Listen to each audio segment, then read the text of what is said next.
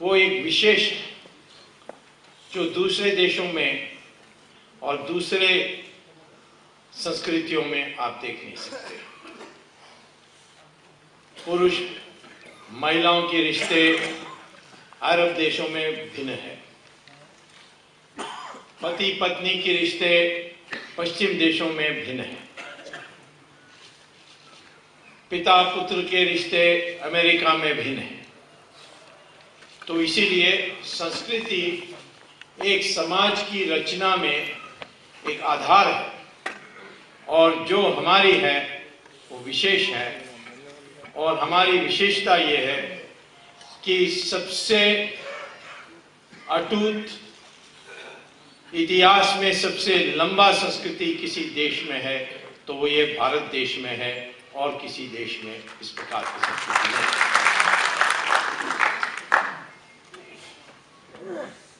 हमारी संस्कृति का एक दो शब्दों में कहा जाएगा तो उसको सनातन धर्म कहते हैं। सनातन धर्म हर पहलू पर उसके लिए सनातन धर्म को आप पूर्ण रूप से अध्ययन करेंगे तो हर बात पर कैसा व्यवहार होना चाहिए, कैसा काम करना चाहिए, कैसे आपकी निष्ठा होनी चाहिए, ये सनातन धर्म है। और आज हम 83% कम से कम इस देश की सनातन धर्मी हैं। और ये सनातन धर्मी जो 83% हैं, ये कोई साधारण बात नहीं है, क्योंकि इस देश में 800 साल की इस्लामिक रूल, 200 साल की क्रिश्चियन रूल, उसके बाद भी आप 83% हैं। तो हमें थोड़ा सोचना चाहिए। विदेशों में इस पर शोध हो रही है। मुझे सऊदी अरेबिया के एक विद्यार्थी अमेरिका में, जब मैं पढ़ा रहा था हार्वर्ड में, तो उसने एक दिन मुझसे कहा कि क्लास के बाद आपसे एक सवाल पूछनी है। तो क्लास के बाद उसने कहा कि मेरे मित्र जो शोध कर रहे हैं सऊदी अरेबिया में, वो ये पूछने चाहते हैं कि हिंदुस्तान 83% हिंदू आज भी है, कैसा है? तो मैं समझा नहीं सवाल को, तो मैंने उसको पूछा क्यों पूछ रहे हो? उन्होंने कहा कि इस्लाम पहुंचा ईरान में, जहां पारसी थे जो अग्नि पुजारी थे, और 15 साल में कब्जा करने के बाद उन्होंने ईरान को 100% मुसलमान बना दिया। बगल के देश में मेसोपोटामिया, बेबीलोन, इन देशों के कब्जा करके उसका नाम इराक बना, और उन्होंने 17 साल में इराक को 100% मुसलमान बनाया। इजिप्ट में मुसलमान की राज आई और 21 साल में उन्होंने 100% मुसलमान बनाया। यूरोप में क्रिश्चियंस ने 50 साल में उसको 100% क्रिश्चियन बनाया। लेकिन हिंदुस्तान में 800 साल मुसलमान की राज, 200 साल क्रिश्चियन की राज, तब भी आप 83% हैं। ये कैसा हुआ? इसीलिए जो कहते हैं कि हम फिरते रहे, बाहर से कोई भी आए यहाँ राज की, ये वास्तविकता नहीं। लड़ते रहे। इस भूमि में जो दुनिया के लिए और खास तौर पर इस देश के सब नागरिकों के लिए प्रेरणा के स्रोत हैं राणा प्रताप, जिन्होंने घास की रोटी खाना पसंद किया। और ऐसे त्यागी दुनिया भर, देश भर में हैं। राणा प्रताप जीते तो नहीं, परंतु हम उसकी पूजा करते हैं। कट्टबोम्मन को अंग्रेजों ने फांसी दिया था चौराहे पर, उसकी पूजा होती है। रानी चन्नम्मा है कर्नाटक में, लड़ते लड़ते वो जंग के मैदान में उनकी देहांत हुई, उनकी भी पूजा कर्नाटक में होती है। नेताजी सुभाष चंद्र बोस आपको आजादी दिलाई नहीं, लेकिन उनकी पूजा होती है। तो हमारे देश की संस्कृति में जीतना तो अनिवार्य है, और इसीलिए हम छत्रपति शिवाजी को सबसे बड़े हीरो मानते हैं, क्योंकि उन्होंने लड़ा भी और जीता भी, इसीलिए उनको हम मानते हैं। लेकिन इसी समय में इस संस्कृति में हम उन लोग जिन्होंने साहस किया और खड़े हुए, हारे भले, उनका भी हम पूजा करते हैं। ये दूसरे संस्कृति में अब कभी देख नहीं सकते। हम हारे और 800 साल राज हुई, मुसलमान बाहर से जो आए और अंग्रेजों के जरिए पश्चिम की राज हुई बाद में। उसके कारण यह है कि हम इतने सभ्य देश थे कि हमारी युद्ध का भी जो संस्कृति थी वो भी एक विशेष थी। युद्ध शुरू होगी जब सूर्य का उदय होगा और जब सूर्य का अस्त होगा तो विराम होगा और वापस तंबू में जाना होगा।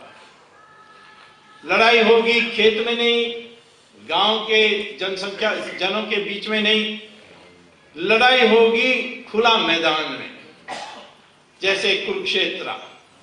रावण भी जब युद्ध करना था राम से, वो अपने किला से बाहर आए और खुले मैदान में उन्होंने राम से लड़ाई की। और तीसरा, युद्ध में जो ये भी युद्ध है, ये। और तीसरी बात है कि युद्ध में जो हार जाएं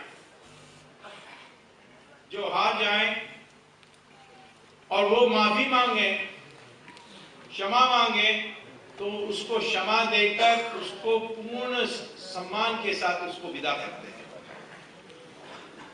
मोहम्मद गोरी आया 16 बार और 16 बार पृथ्वीराज चौहान ने उसको माफ किया। 17 बार जब आया तो उसके ससुराल, उसके जो फादर इन लॉ थे, उनके साथ उनकी समझौता हो गई और पृथ्वीराज चौहान हारे। मैं तो समझता हूं कि वो संस्कृति हमें अपने आपस की राजाओं की लड़ाई में ठीक था, पर जब बाहर से जो आए उनके लिए ये संस्कृति का उपयोग नहीं होना चाहिए था। पृथ्वीराज चौहान एक से ज्यादा बार माफ नहीं करना चाहिए था गोरी को, और आज की आतंकवादियों को एक बार भी माफ नहीं करना चाहिए।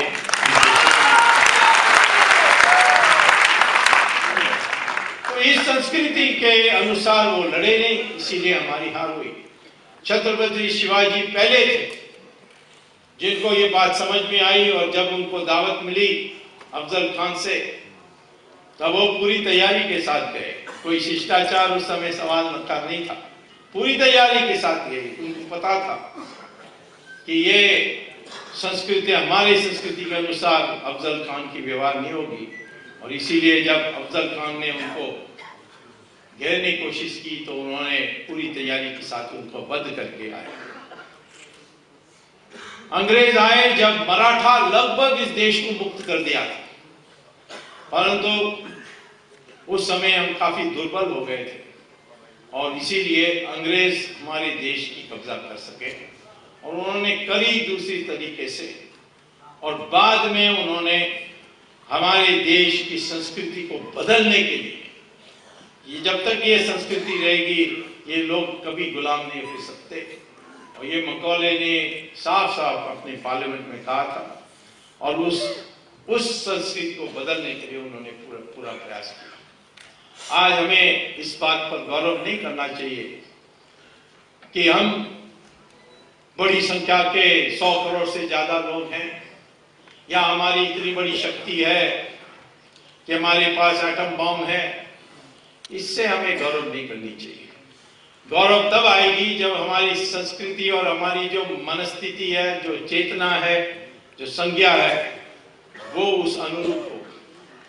संख्या से क्या करेंगे? सिर्फ संख्या से 1000 बकरी एक जगह खड़ी है, एक शेर आएगी तो संख्या तो बकरी के साथ है, परंतु भागेगा बकरी, शेर नहीं भागेगा।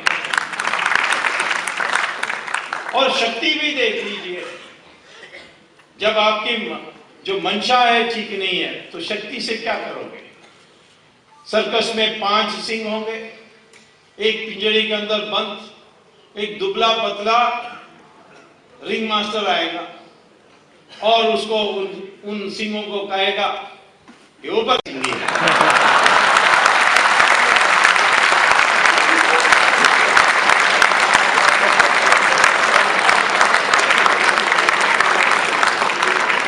इतने बड़े पद पर बैठे हैं, इतनी शक्ति है उनको,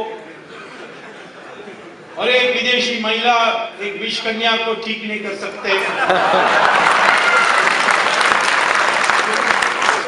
इसलिए मैं कहता हूं कि अपना जो मंशा है, जो चेतना है, जो संज्ञा है, इसको निर्माण दोबारा हमें करनी पड़ेगी, और वही है असली बात हमारी संस्कृति की।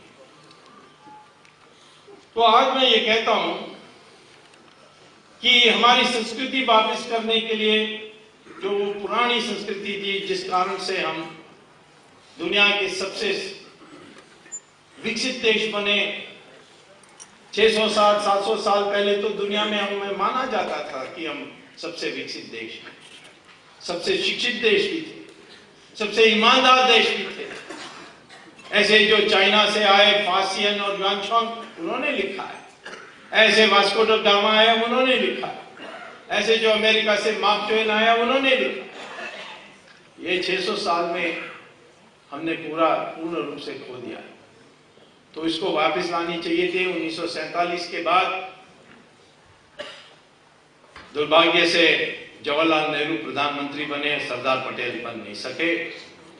उस कारण से जो दिशा हुई, जो सेक्युलरिज्म के नाम पर हमारी संस्कृति की पुनरुत्थान करने से हम वंचित रहे, उसके लिए आज हमें संकल्प करना चाहिए कि आगे हम कभी इस देश की सत्ता प्राप्त करेंगे तो ना उस जवाहरलाल नेहरू की तरीके से काम करेंगे, ना हम उन लोगों को बिठाएंगे जो हमारी संस्कृति के बारे में लिपापोती करेंगे, परंतु एक विराट हिंदू पैदा करने के लिए हम दृढ़ संकल्प रहेंगे।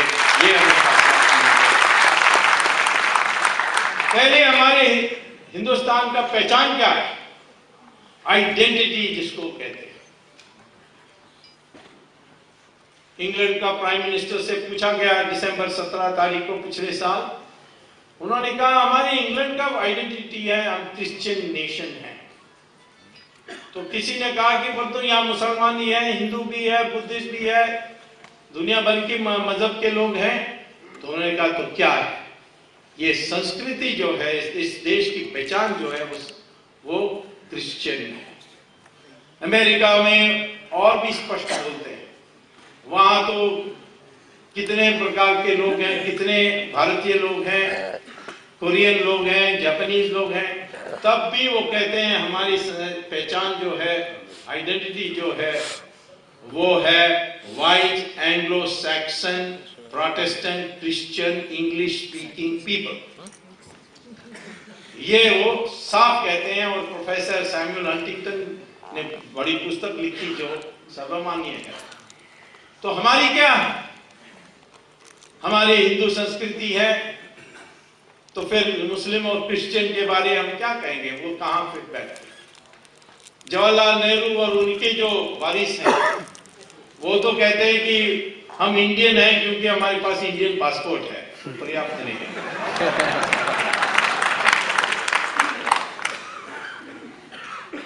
हमारी जो पहचान है वो पुराने जो अतीत काल से जो जुड़ने वाली आइडेंटिटी है वो आवश्यक है। क्या है? हम हिंदू संस्कृति कहेंगे तो मुसलमान और क्रिश्चियन के बारे में उनको कैसे शामिलित कर सकते हैं? उसके लिए मुजफ्फर हुसैन ने आज एक फॉर्मूला दिया है कि हर मुसलमान और हर क्रिश्चियन कहें मेरा पूर्वज हिंदू है, इसीलिए मैं हिंदुस्तानी हूं। हमारे देश हिंदू और उन लोगों के साथ जो अपना पूर्वज हिंदू मानते हैं, माने हिंदुस्तानी, हिंदुस्तानी माने हिंदू, या जो इसका पूर्वज जो गर्व से स्वीकार करता है कि मेरा पूर्वज हिंदू है, वो है हिंदुस्तानी। और जो ये इनकार करता है उसके माने क्या, उसका वारिस क्या है? गौरी और गजनी, उसके लिए तो हमने एक अलग देश पैदा किया है। जिन लोग सोचते थे हम अलग हैं, हम तो हिंदुओं के साथ हमारा कोई रिश्ता नहीं है, उनके लिए पाकिस्तान बनाया था। और जो लोग रह गए उनको उन्हीं लोगों के साथ, इन्हीं हिंदुओं के साथ रह सकते हैं, क्योंकि हिंदू के साथ उनका एक संस्कृति है। वो हमें ऐसे लोगों को तैयार करनी चाहिए। और हमारे देश में आमतौर पर लोग, मैंने देखा मुसलमान जहां भी जाता हूं, प्राइवेट में बात करते हैं तो कहते हैं हाँ हमारे पूर्वज तो हिंदू हैं, हम तो जानते भी हैं कौन है, कोई शर्मा था, कोई यादव था, ऐसा वो कहते हैं। तो मैं पूछता हूं कि आप खुलेआम क्यों नहीं कहते हैं? कई लोग कहते हैं, एमजे अकबर कहता है कि मेरे पूर्वज एक क्षत्रिय परिवार है बिहार के। कई लोग हैं जो कहते हैं, लेकिन अधिकांश लोग कहते हैं कि हमारी जो मुल्ला है वो गुस्सा हो जाएगा, उसको वो मानेगा नहीं। क्यों? जिस दिन मुसलमान और क्रिश्चियन कहेगा या मुसलमान कहेगा कि मेरा पूर्वज हिंदू है, उस दिन मुल्ला जानता है कि उस दिन इतनी निकटता आ जाएगी कि क्या उनको डर लगता है कि ये हिंदू ही ना कहीं बन जाए, क्योंकि निकटता बढ़ने के बाद जो पहचान हो जाएगी उसमें कहीं ना बदल जाए। ये क्यों जिसकी चिंता होनी चाहिए?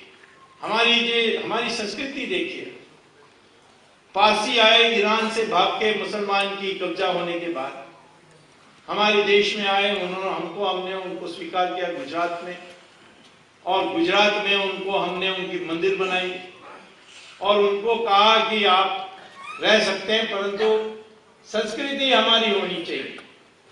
तो उन्होंने कहा जरूर हम तैयार हैं, पर तो क्या है, क्या करना चाहिए? उन्होंने कहा आप ईरानियन भाषा नहीं बोलेंगे, गुजराती भाषा बोलेंगे। आज जो 60,000 पारसी हैं हमारे देश में, वो सब गुजराती बोलते हैं। दूसरा है कि गौ नहीं खाओगे, गौ के मांस नहीं छूओगे, गौ की हत्या नहीं करोगे, गौ की पूजा करोगे, यह भी आज की पारसी मानता है। तीसरा है कि आपकी जो कपड़े हैं ये ईरानियन हैं, ये हमारे देश की आपको पहनना चाहिए। तो पारसी के जो हैं, उनके जो महिला हैं वो साड़ी पहनते हैं, और उनके जो पुरुष हैं जो जब भी धार्मिक कोई त्योहार होती है तो वहाँ वो कुर्ता पजामा जो गुजरात के हैं वो पहनते हैं। तो ये उन्होंने जो शंकराचार्य, उस समय द्वारका के शंकराचार्य उपस्थित थे जब ये आए, उन्होंने इतना ही कहा, और बाद उन्होंने कहा कि जो आपका धर्म है उसको खुला छूट है, आप पूजा जैसे भी करने चाहते हैं करिए, और हम आपके साथ पूर्ण सहयोग करेंगे।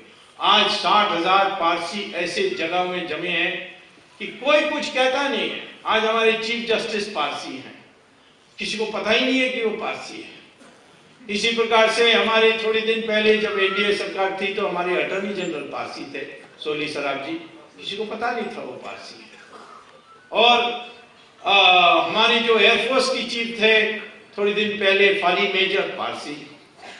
हमारे जो सबसे बड़े इंडस्ट्रियलिस्ट हैं रतन टाटा, पारसी। तो पारसी अपनी संख्या के अनुपात से भी ज्यादा बड़ी जगह में बसे हैं, परंतु किसी को बुरा नहीं लगता है। और पारसी के वफादारी इतनी थी कि जब अंग्रेज इस देश को छोड़कर गए तो उन्होंने कहा जैसे हमने एंग्लो इंडियन के लिए पार्लियामेंट में रिजर्वेशन किया, वैसे आपके लिए भी हम करने के लिए तैयार हैं।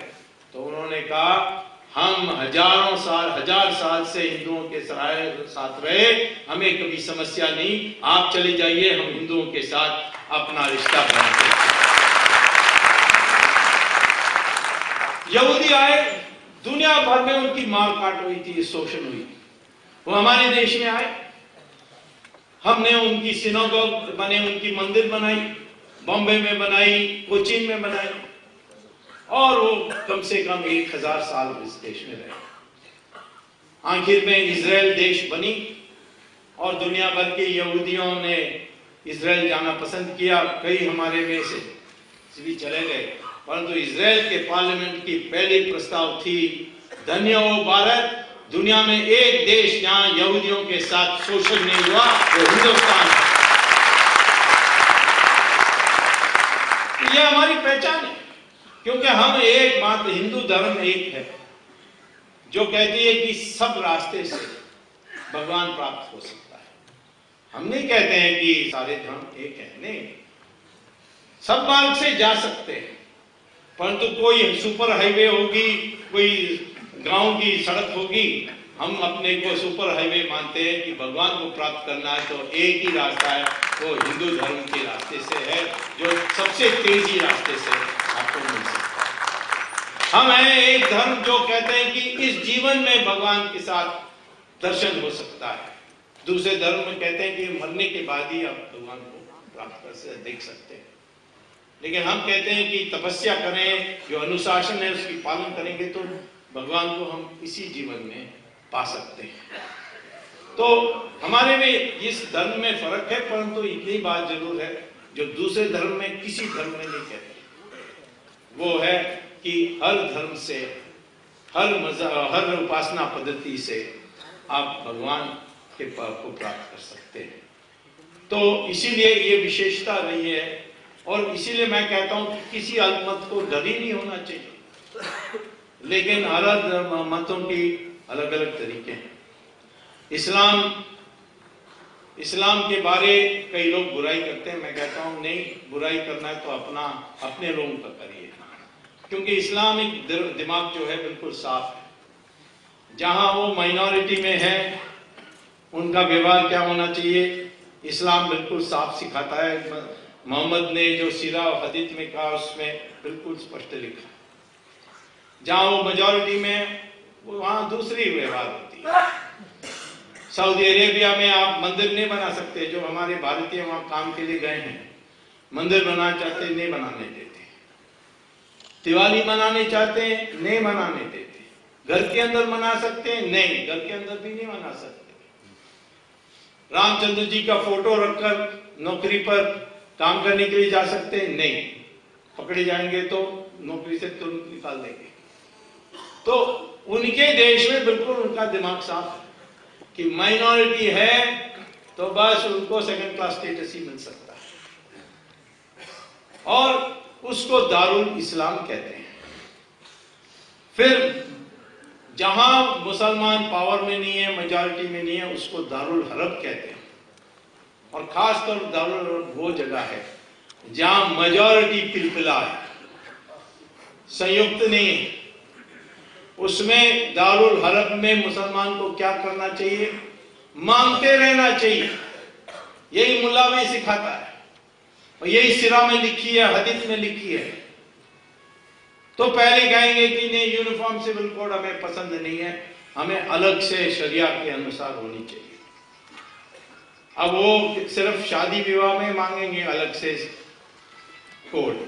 क्रिमिनल कोड अभी भी आज हिंदुस्तान हिंदू और मुसलमान के लिए एक ही है। यूनिफॉर्म क्रिमिनल कोड हमारे देश में है, यूनिफॉर्म सिविल कोड नहीं। तो मैंने, मेरे शाहिद साबुद्दीन मेरे अच्छे मित्र हैं, उनसे मैंने पूछा ये क्यों है कि आप यूनिफॉर्म क्रिमिनल कोड भी मांगे, क्योंकि आप पकड़े जाएंगे तो आपके हाथ काट देंगे। यही है, शरिया में लिखा है कि चोरी करते हुए पकड़ा जाएंगे तो क्या सजा होनी चाहिए, वो भिन्न है। ये कि कोर्ट में हाजिर हो, वकील करें, बहस, ये सब नहीं है, उनका दूसरा तरीका है। परंतु वो दारुल हरब में नहीं मांगेंगे, दारुल इस्लाम होगा तो मांगेंगे, उसको मानना पड़ेगा। और तीसरी, जिसको दारुल अहद कहते हैं, जिसमें अल तकिया के सुझाव दिए मोहम्मद ने, वो क्या है कि जहां मेजॉरिटी संयुक्त है और आप ज्यादा गड़बड़ करेंगे तो पीट देंगे, वहां सरेंडर करना है। यही मोहम्मद का कहना है। ऑस्ट्रेलिया में एक इमाम ने कह दिया एक दिन कि हमें ये ऑस्ट्रेलिया का यूनिफॉर्म सिविल कोड पसंद नहीं है, हमें अलग से शरिया होनी चाहिए। तो ऑस्ट्रेलिया का प्राइम मिनिस्टर ने कहा कि आपको अलग से शरिया चाहिए तो दूसरा देश ढूंढो, ऑस्ट्रेलिया में नहीं मिलेगी आपको। तो दूसरा दिन सारे मुसलमान के संगठनों ने कहा कि ये इमाम जो है वो पागल है, हम तो यूनिफॉर्म सिविल कोड से बड़ी सुखी हैं, काफी चलो इसी को लेकर चलेंगे। और अमेरिका में एक यूनिफॉर्म सिविल कोड है, मुसलमान कहाँ अलग नहीं मानता है, वो कहता है, ये नहीं कहता है कि मुझे यूनिफॉर्म सिविल कोड पसंद नहीं।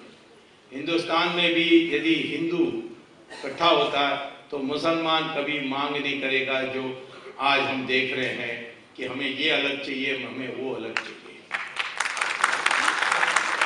रिजर्वेशन मांग रहे, आरक्षण। ये आरक्षण किसके लिए? क्योंकि मुसलमान गरीब है। तो क्या हमारे देश में ब्राह्मण गरीब नहीं है? क्या हमारे देश में क्षत्रिय गरीब नहीं है? तो किस किस को देना चाहिए रिजर्वेशन? मेरी राय में हमारे देश की संस्कृति के अनुसार उन्हीं को रिजर्वेशन देनी चाहिए जो हमारे देश में जिस समुदाय ने कभी राज नहीं किया है, उसी को आरक्षण मिलनी चाहिए। इसके माने अनुसूचित जाति और अनुसूचित जनजाति जो वनवासी हैं, उनके लिए हम रिजर्वेशन स्वीकार कर सकते हैं। उनके लिए भी एक परिवार में एक बार मिलने के बाद फिर दोबारा उसको नहीं मिलना चाहिए। परंतु यादवों ने राज किया, उनको नहीं मिलना है। उनको स्कॉलरशिप मिल सकती है, ट्यूशन फीस के लिए माफ कर सकते हैं, बट राज किया है नहीं। जाटों के लिए नहीं, क्योंकि राज किया तो नहीं। जिन मुसलमान ने तो 800 साल राज किए देश में, उसको तो कतई नहीं देना है। क्रिश्चियन ने भी राज किया, नहीं मिलेगा। लेकिन क्योंकि हमारे हिंदू इकट्ठे नहीं है, इसीलिए ये सारी जो तुष्टीकरण की नीति चल रही है। कल जिस दिन हिंदू इकट्ठे होकर वोट डालेगा, यही मुलायम सिंह आपके पास आएगा हाथ जोड़कर, मैं तो हनुमान का भक्त हूं कहेगा।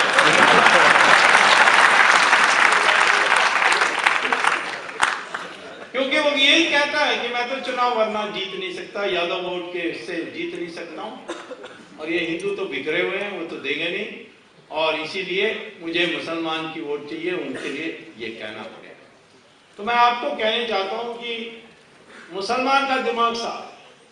कश्मीर में मेजॉरिटी में है, हिंदू का हाल क्या है? भगा दिया उन्होंने 5 लाख लोगों को। लोग कहते हैं उनको वापस जाना चाहिए। कैसे जाएंगे वापस? तो कश्मीर की क्या समस्या को हल करने के लिए क्या करना चाहिए? इन्होंने हिम्मत की 5 लाख हिंदू को इस 83% हिंदू देश में, तो हमें जवाब तो जरूर देना चाहिए।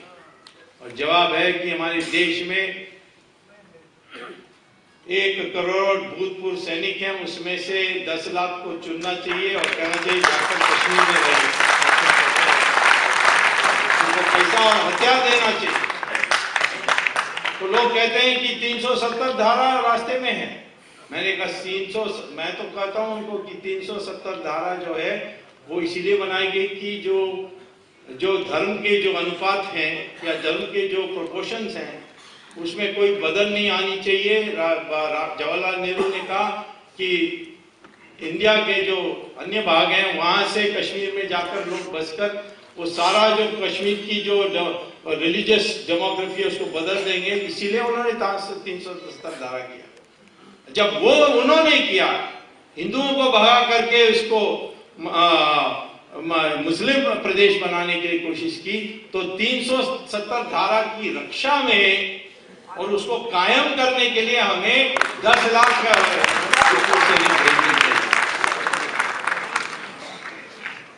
और छोटी छोटी जगह में भी जहां मुस्लिम मेजॉरिटी में आते हैं, उनका रुख बदल जाता है। और रुख बदल जाता है क्योंकि उनको धर्म ये सिखाता है। मेरठ में मेजॉरिटी आ रहे हैं, वहां स्थिति बदल गई। मऊ में वहां जो है मेजॉरिटी जो है शहरों में, वहां जाकर हिंदुओं की हाल देखनी चाहिए। अभी हैदराबाद में जो हैदराबाद शहर में एरिया है मुस्लिम मेजॉरिटी की, वहां कहते हैं कि रामनवमी की मंदिरों में घंटी नहीं बजानी चाहिए, हम डिस्टर्ब हो जाते हैं, और सरकार ने भी उसकी बात मान। जब तमिलनाडु में मुसलमान सिर्फ 5% है, लेकिन ऐसे 40 टाउन पंचायत हैं जहां मुसलमान मेजॉरिटी में। वहां जाकर देखने से आपको पता लगता है कि कैसे स्पष्ट दिमाग के हैं ये मुसलमान समुदाय। मैंने वहां एक बार उन्होंने कहा कि कृपया हमारे छोटा सा गांव, एक टाउन पंचायत एरिया है, उसमें आ जाइए, देखिए क्या हमारी हाल है। मैं गया था, बिल्लोर एक शहर है, उस शहर के पास एक मेल विशालम टाउन पंचायत है, वहां गया। 75% मुस्लिम है, 25% हिंदू है, और चुनाव होती है लोकल बॉडीज इलेक्शन में तो मुसलमान पूर्ण रूप से जीतते हैं।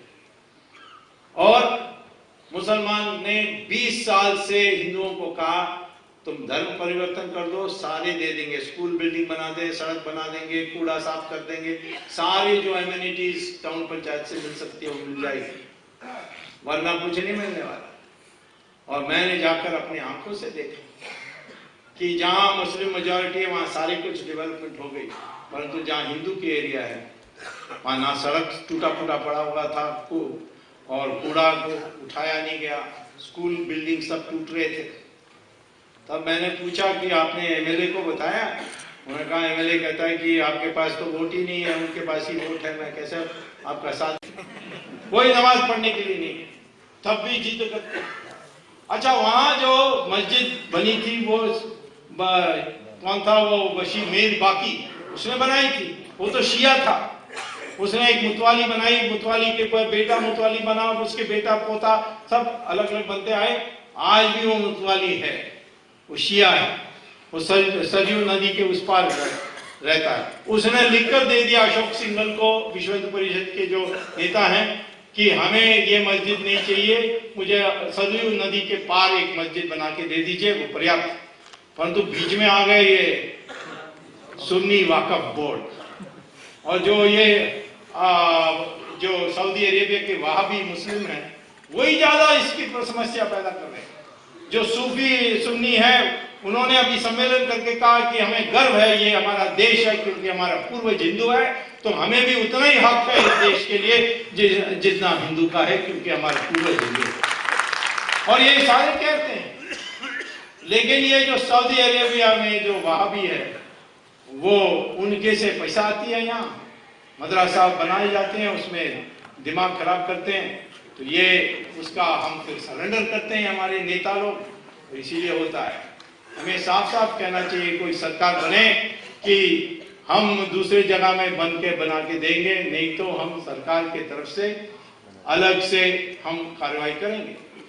सुप्रीम कोर्ट, हमारे देश की सुप्रीम कोर्ट के संविधान मंच ने कॉन्स्टिट्यूशनल बेंच ने 1994 में जजमेंट दिया है, Farooqui versus the union of India. उसमें क्या कहा है कि मंदिर सदा के लिए मंदिर है, लेकिन मस्जिद जो है वो कभी भी दूसरे जगह में रखी जाएगी, क्योंकि नमाज पढ़ने के लिए कोई विशेष जगह की आवश्यकता नहीं है। आप रेलवे प्लेटफॉर्म में भी नमाज पढ़ सकते हैं, इस ऑडिटोरियम में भी पढ़ सकते हैं, कहीं भी पढ़ सकते हैं।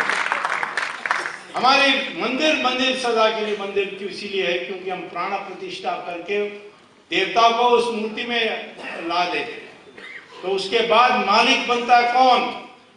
वो भगवान ही मालिक है। हम ट्रस्टी बन सकते हैं, मालिक नहीं बन सकते। और ये आज इलाहाबाद के हाईकोर्ट के जजमेंट में साफ कहा है कि राम लाला ही मालिक है उस मंदिर का। लेकिन लिपापोती करके थोड़ा ये जमीन दे देंगे, वहां मस्जिद बने, बगल में मस्जिद बनेगा, चलेगा, मस्जिद दूसरे अच्छी जगह में बना ले।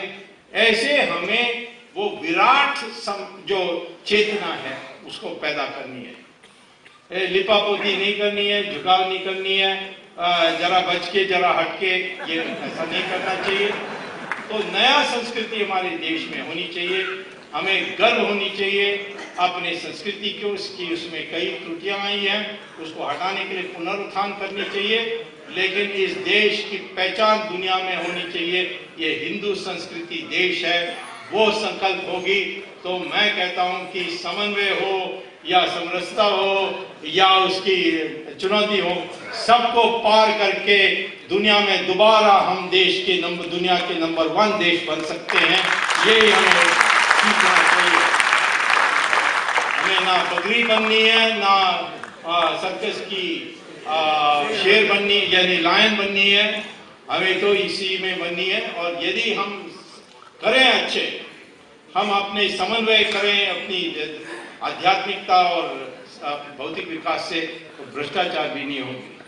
आज 2G मामले में इतनी भ्रष्टाचार हुई है, 60,000 करोड़ के रिश्वत बांटे गए लोगों को। कई लोगों को 2G 1G 3G कुछ समझ में नहीं आती है क्या है। मनमोहन सिंह से पूछा गया 2G क्या, उसने कहा सोनिया जी और राहुल जी।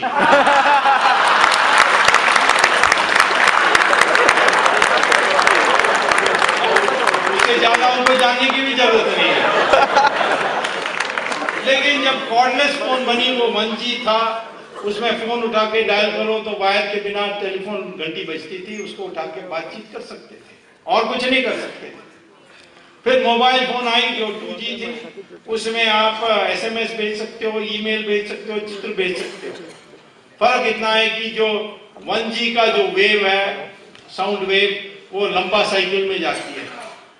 2G में थोड़ा इंफॉर्मेशन ज्यादा भेजते तो साइकिल ज्यादा होती है। 3G में चित्र भी जाए, चित्र नहीं, वीडियो चल जाती है। आप फोन करो, दूसरे जगह में उठाएंगे तो आप उसको देख सकते हो, जैसे आप बगल में ही हो वैसा दिखाई पड़ेगा। तो जितना इंफॉर्मेशन भेजना उतना साइकिल्स होते हैं, और उसको आसमान में रास्ता बांटनी होती है कि टक्कर ना हो। वो रास्ता जो बटा हुआ है उसको स्पेक्ट्रम कहते हैं। उसको नीलाम करनी चाहिए थी, नहीं किया। और पहले तो सरकार तो कह रही थी कोई भ्रष्टाचार नहीं हुआ, कुछ नहीं हुआ, सब ठीक है। पर धीरे धीरे पहले हमें सुप्रीम कोर्ट ने इजाजत दी कि हम राजा को जेल भेज दिया। फिर कन्नीमोड़ी की बात गई, उसको भी भेज दिया। मारन की बात आई, उसके भी एक दो हफ्ते में वो भी जेल चल जाएगा। चिदम्बरम को भी भेजा जाएगा, वो बचेगा नहीं।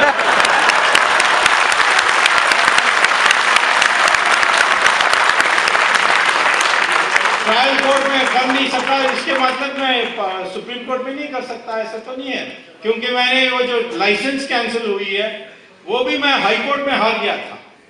सैंक्शन की बात थी, हाई कोर्ट में हार गया था, पर सुप्रीम कोर्ट में गया और सुप्रीम कोर्ट ने मुझे जो मेरे पक्ष में ऑर्डर दी थी, वैसे ही इसमें भी चिदम्बरम का छुट्टी होगा, वो भी अंदर ही जाना पड़ेगा, इसमें मुझे कोई संदेह नहीं है।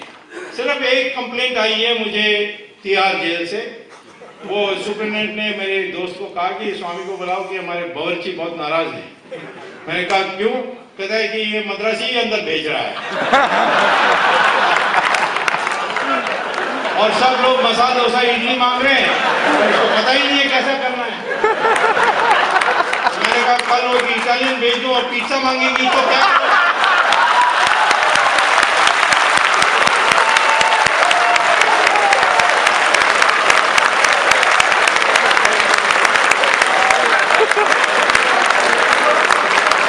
और उसकी बारी आ रही है, उसकी कोई वो बच नहीं सकती है, क्योंकि 60,000 में जो 60% जो रिश्वत है उसको मिला, और हम उसको भी सिद्ध कर देंगे। और परंतु ये जानिए कि मैं अकेला काम कर रहा हूँ, मेरे पास कोई CBI नहीं है, कोई ED नहीं है, कुछ नहीं है। सारे कागज और तैयारी और बहस सब मुझे करना होता है, इसीलिए मैं एक एक को ले रहा हूँ, एक को हजम करके हाँ। परंतु आप कल मुझे कल आप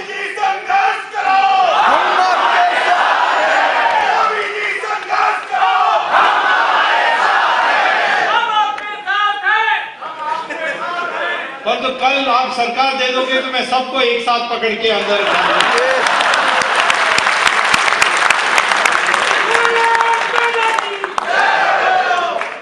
तो मैं आपसे यही कहता हूं कि मूलतः हमारी संस्कृति है जो हमें भ्रष्टाचार से बचा सकती है। इधर उधर लोगों को पकड़ के अंदर करने से पर्याप्त नहीं है। दीर्घकालीन में जिस दिन हम ये पैसा के और दौलत के और धन के आधार पर समाज में प्रतिष्ठा नहीं बनेगी, ये संस्कृति वापस लाएंगे जो सनातन धर्म की संस्कृति है। और जब हम त्याग के लिए हम महत्व देंगे, तब हमारे देश में हम संस्कृति भ्रष्टाचार से मुक्त होंगे। इसीलिए इस कारण से भी हमारी प्राचीन संस्कृति को लाने के लिए ये अनिवार्य है। और मैं समझता हूँ कि आज देश में एक जागृति जो जरूर आई है, और मैं आपसे यही कहता हूँ कि कृपा किसी हालत में निराशा मत फैलाइए कि कुछ नहीं हो सकता इस देश में, चोर वाले चोर ही रहेंगे और खूब मजा करेंगे और हम लोग पिटते रहेंगे। ऐसा कभी निराश मत होइए, बदल आएगी और घटनाएं बदल आएगी। जब मैं इमरजेंसी के खिलाफ लड़ रहा था तो लोग पूछ रहे थे कि इमरजेंसी जाएगी कैसे, यहाँ तो कोई आंदोलन नहीं है, कुछ नहीं है। मैंने कहा मैं नहीं जानता हूँ कि कैसे जाएगी, परंतु मैं लड़ूंगा और लड़ते रहूंगा। कई लोग अमेरिका में कई तो उस समय में अमेरिका भी चले गया था, ये पकड़ नहीं सके, मैं अमेरिका पहुंच गया। वहां मैं प्रचार कर रहा था, कह रहे थे कई को ये सब कर रहे हो, यहीं बस जाओ, भूल जाओ। मैंने कहा नहीं, हम लड़ते रहेंगे। तो यही पूछते थे कि कैसा जाएगा इमरजेंसी, थर्ड वर्ल्ड कंट्री में तो सारा डेमोक्रेसी खत्म हो गई। लेकिन क्या हुआ, एक दिन इंदिरा गांधी ने गलती से चुनाव कर दी और इंदिरा गांधी चुनाव में खुद हार गई। उस कारण से जनता पार्टी सरकार बनी और डेमोक्रेसी देश में वापस आई। मैं क्या जानता था कि इंदिरा गांधी ऐसे बेवकूफी करेगी कि वो चुनाव करेगी। तो आज हमें पता नहीं है कि इस देश की पुनरुत्थान किस घटना से होने वाली है। यही इसको मैं कहता हूं भगवान की लीला, और भगवान की लीला तभी साथ देगी जब हम अपने पूर्ण रूप से अपना प्रयास करेंगे, हम दृढ़ संकल्प रहेंगे, दृढ़ के साथ रहेंगे। इसी के लिए हमारे धर्म के अनुसार हमें यही सिखाया जाता है कि घटनाएं भगवान करेगा, लेकिन प्रयास तो हम करेंगे। प्रयास करने के लिए हमारी छूट है, परंतु लक्ष्य प्राप्त करने के लिए भगवान तय करेगा कब करना है। ये हमारी संस्कृति है, इस पर हमें काम करना चाहिए। यही मैं आपसे कहने के लिए आया हूँ। धन्यवाद, नमस्कार।